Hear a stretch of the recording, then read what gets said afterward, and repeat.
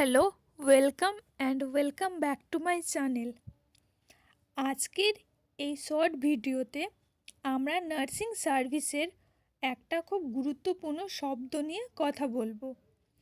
TR বা trainee reserve. অনেকে TR মানে ভুল বোঝে, তাই আজ আমি খুব সহজভাবে ব্যাখ্যা করব টিআর আসলে কি এবং টিআর পেলে নার্সরা কি সুবিধা পান। তোমরা যদি নতুন হয়ে থাকো তো অবশ্যই চ্যানেলটি সাবস্ক্রাইব করবে এবং ভিডিওটি ভালো লাগলে লাইক অ্যান্ড শেয়ার করবে। চলো শুরু করি। টিআর কি?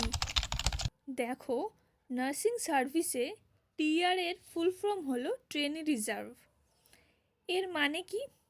এর মানে হলো একজন সরকারি নার্স উচ্চশিক্ষা বা ট্রেনিং করতে চাইলে তাকে অফিসিয়ালি পারমিশন দেওয়া হয় যাতে সে পড়াশোনা করতে পারে এবং চাকরিটাও চালু থাকে।